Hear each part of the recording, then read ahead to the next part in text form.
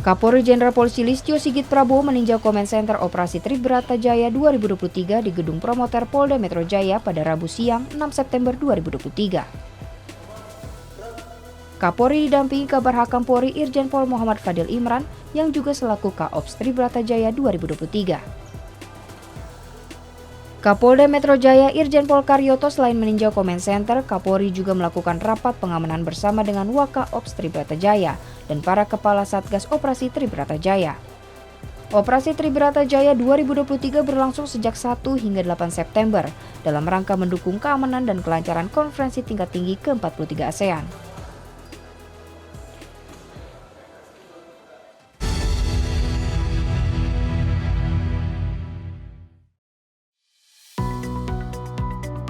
Pelaksanaan konferensi tingkat tinggi ke-43 ASEAN di Jakarta hingga hari ketiga berjalan relatif lancar.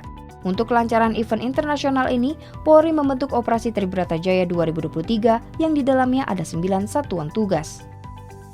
Salah satunya adalah Satgas Preemptif yang melakukan berbagai upaya pengamanan dalam bidang intel, hingga kegiatan edukasi dan sosialisasi kepada masyarakat tentang pelaksanaan KTT ke-43 ASEAN. BIMAS ini adalah bagian dari subsatgas Satgas Preemptif yang masuk dalam struktur pengamanan Operasi Tribrata Jaya 23. Ya.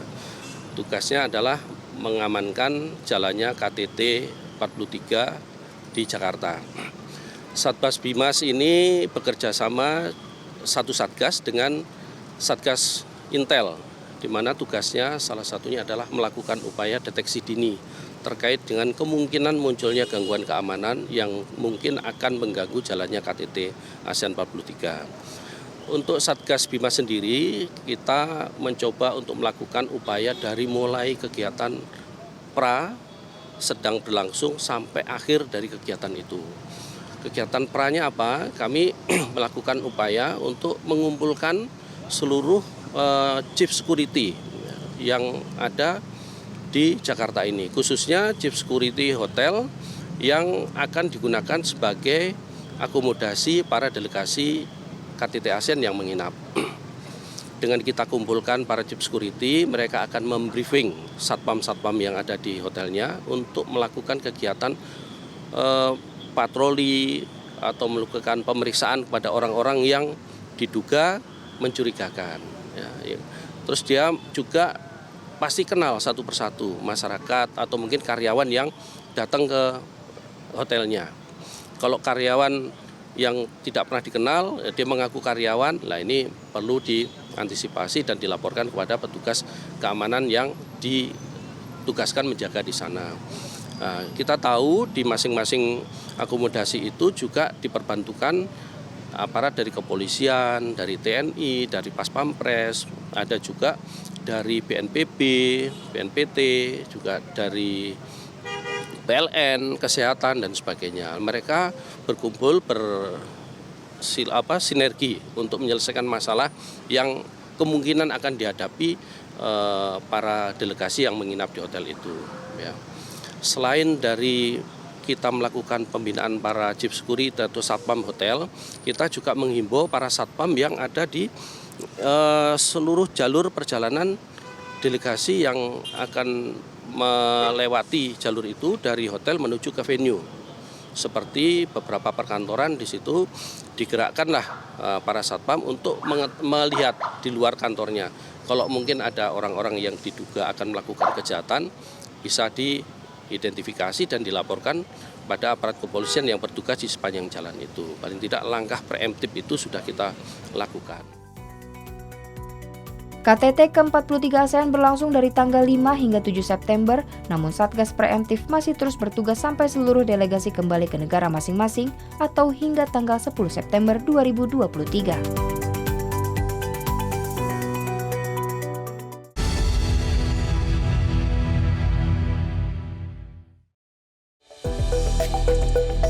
Kapolri Jenderal Polisi Listio Sigit Prabowo menyampaikan pengamanan konferensi tingkat tinggi ke-43 ASEAN berjalan dengan lancar, termasuk pada saat gala dinner yang berlangsung di Hutan Kota Gelora Bung Karno. Kapolri memastikan pengamanan masih akan terus berlangsung hingga seluruh delegasi kembali ke negaranya masing-masing. Alhamdulillah Sampai dengan hari ini seluruh rangkaian pengamanan kegiatan KTT ASEAN ke-34 berjalan dengan aman dan terkendali sebagaimana disampaikan oleh Bapak Panglima bahwa beliau sebagai ketua dan kami sebagai anggota pengamanan tentunya terus berkoordinasi untuk memastikan bahwa seluruh rangkaian kegiatan pengamanan bisa berjalan dengan baik. Baru saja kita melaksanakan pemantauan langsung dari Puskodalsis Mabes TNI. Sebelumnya kemarin kita melaksanakan kegiatan pemantauan langsung dari Command Center yang ada di Polri untuk memastikan bahwa pemantauan, kemudian kerjasama di lapangan, kendali operasi terkait dengan pembagian ring yang ada, di mana ada ring 1 yang berada di dalam lokasi, ring 2, dan kami khususnya yang bertanggung jawab di ring 3 betul-betul bisa bekerja sama dengan baik sehingga kemudian itu menjadi satu rangkaian kegiatan pengamanan yang tentunya menjadi tanggung jawab kita bersama. Alhamdulillah kegiatan tadi malam pun yang merupakan salah satu kegiatan yang tentunya juga menjadi perhatian pada saat gala dinner semuanya berjalan dengan aman. Dan seperti yang disampaikan oleh Bapak Panglima, mohon maaf karena kemarin kami harus melakukan rekayasa dan melakukan beberapa penutupan ruas jalan karena ini memang bagian dari standar pengamanan khususnya high level atau para kepala negara yang harus kita amankan sehingga kita melakukan rekayasa lalin yang tentu mengakibatkan beberapa ruas di jalur alternatif mengalami penumpukan. Namun demikian terima kasih atas dukungan masyarakat sehingga seluruh kegiatan ini bisa berjalan dan walaupun mungkin ada ketidaknyamanan dari masyarakat pengguna jalan namun semuanya bisa diterima. Oleh karena itu kami mengucapkan terima kasih dan selanjutnya hari ini masih ada sisa kegiatan yang harus kita amankan dan ada kepulangan kurang lebih 18 delegasi dan besok kemungkinan ada 11 delegasi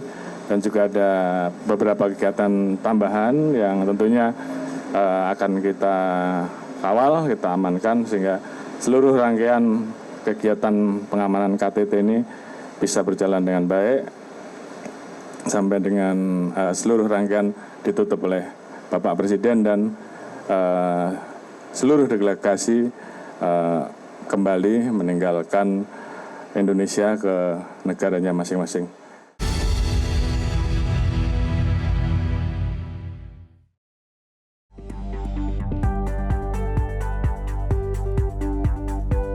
Konferensi pers tingkat tinggi ke-43 ASEAN di Jakarta secara resmi ditutup pada hari Kamis 7 September 2023 oleh Presiden Joko Widodo.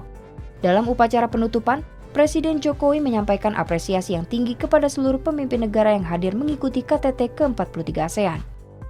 Selama 3 hari pelaksanaan, KTT ke-43 ASEAN menghasilkan 90 dokumen dan sejumlah kesepakatan konkret dengan mitra-mitra ASEAN. Pertama-tama izinkan saya menyampaikan apresiasi yang tinggi kepada seluruh pemimpin dan undangan yang hadir. Selama 3 hari ini, 12 pertemuan KTT telah diselenggarakan dan menghasilkan 90 outcome documents dan sejumlah kesepakatan konkret dengan mitra.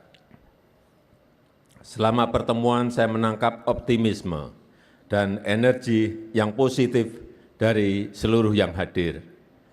Jujur saya katakan ini menguatkan harapan, ini menguatkan semangat untuk terus melanjutkan perjuangan, mewujudkan kawasan yang damai, kawasan yang stabil, dan kawasan yang sejahtera.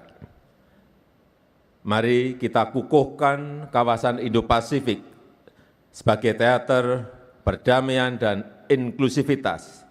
Ini adalah fondasi kunci yang akan mengantarkan ASEAN ke masa depan lebih baik untuk rakyat dan untuk dunia. Inilah esensi yang dibangun keketuaan Indonesia menjadikan ASEAN Matters sebagai epicentrum of growth. Tapi tugas kita belum selesai, pekerjaan besar ASEAN tidak mungkin selesai dalam satu keketuaan saja. Kita akan terus menghadapi beragam dinamika dan kompleksitas tantangan global. Untuk itu kita harus bahu-membahu, menavigasi tantangan menjadi peluang, menavigasi rivalitas menjadi kolaborasi, menavigasi eksklusivitas menjadi inklusivitas, dan menavigasi perbedaan menjadi persatuan.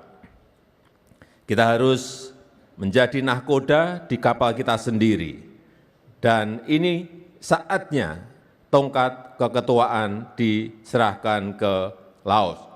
And now we pass the baton to Lao PDR.